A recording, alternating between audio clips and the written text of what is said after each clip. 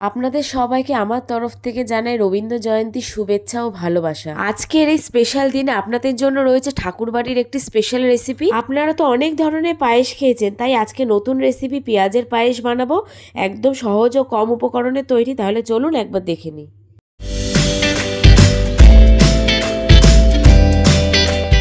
প্রথমে এখানে আমি 10টার মতন পেঁয়াজ নিয়ে নিয়েছি। তারপরে রয়েছে 600 ml গরুর দুধ, আর নিয়েছি 200 ml এর মতো কনডেন্স মিল্ক, 60 গ্রামের মতো নিয়ে নিয়েছি চিনি, আর এখানে রয়েছে কাঠবাদাম কুচি, টুকরো করে রাখা কাজু বাদাম এবং কিশমিশ ও 4টে ছোট এলাচ। এছাড়াও রয়েছে গোলাপ জল আর রয়েছে কেওড়া জল। প্রথমে পেঁয়াজগুলোর খোসাগুলো ভালোভাবে ছাড়িয়ে নিয়ে অর্ধেক করে কেটে মাঝখানে এভাবে করে কেটে কিউব আকারে আমরা কেটে নেব। তারপর সাবধানে পেঁয়াজের টুকরোগুলোকে আমরা সেপারেট করে নেব। যেগুলো মাঝখানে সেপারেট করা যাচ্ছে না সেগুলো আমরা দেব না, বড় বড় দেখে আমরা সেপারেট করে নেব। আপনারা দেখতেই পাচ্ছেন আমি কিভাবে সেপারেট করে নিচ্ছি। আপনারা ঠিক এইভাবেই সেপারেট করে নেবেন। ঠিক এইভাবেই আমরা সব পেঁয়াজগুলোকে টুকরো করে কেটে এভাবে সেপারেট করে নেব।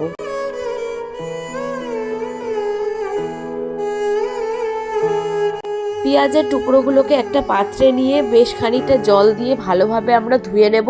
ঠিক এইভাবে আমরা 7 থেকে 8 বার ধুয়ে নেব।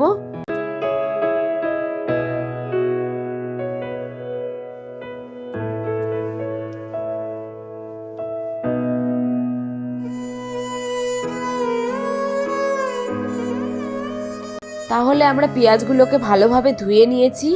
এইবারে গ্যাস অন করে কড়াই বসিয়ে দিয়ে 10 মিনিটের জন্য গরম হতে দেব। কড়াই গরম হয়ে এলে আমরা বেশ খানিকটা জল দিয়ে দেব। জল দেওয়ার পরে জলটা যখন গরম হয়ে যাবে তারপরে আমরা একে একে পেঁয়াজের টুকরোগুলোকে দিয়ে দেব।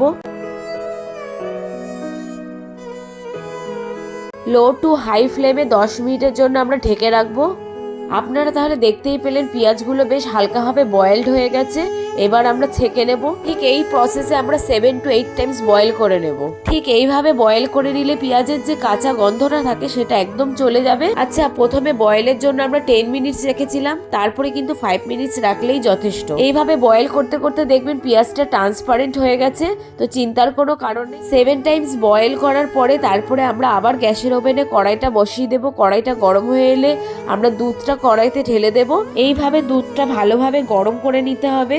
গরম হয়ে এলে গ্যাসের ফ্লেমটা লো টু মিডিয়ামে রেখে ভালোভাবে জাল করে নিতে হবে যতক্ষণ না দুধটা ঘন হয়ে আসে।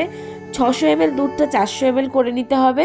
তো বারে বারে আমাদের নাড়তে হবে যাতে দুধটা তলায় না লেগে যায়। আমার 20 থেকে 25 মিনিট লেগেছিল। আপনারা আপনাদের হিসাব মতন দুধটা জাল করে নেবেন।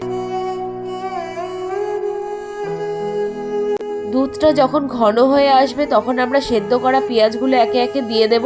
দিয়ে কিন্তু খুব সাবধানে নাড়তে হবে যাতে পেঁয়াজগুলো ভেঙে না যায়। তখন কিন্তু আমরা গ্যাসের ফ্লেমটা একটু হাই করে দেব, মিনিমাম 5 মিনিট।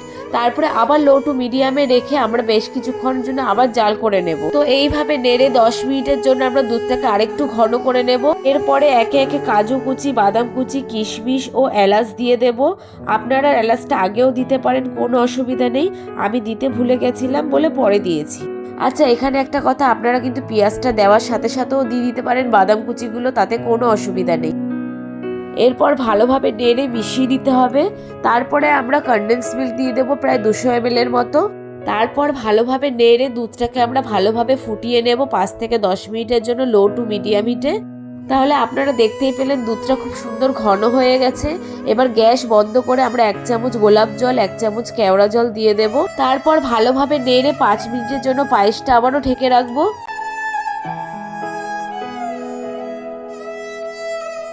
তাহলে তৈরি হয়ে গেল আজকের স্পেশাল রেসিপি পেঁয়াজের পায়েস। শুনতে অদ্ভুত লাগলেও খেতে কিন্তু মন্দ না। একবার অবশ্যই বানিয়ে দেখবেন, ঠিক যেমন পায়েস খান ঠিক তেমনই খেতে লাগবে। তাহলে আপনারাও এইভাবে বানিয়ে দেখবেন, ভীষণ ভালো লাগবে খেতে। তাহলে আপনাদের যদি ভিডিওটি ভালো লেগে থাকে তবে লাইক, কমেন্ট, শেয়ার করতে ভুলবেন না। চ্যানেলটিকে অবশ্যই সাবস্ক্রাইব করে দিন।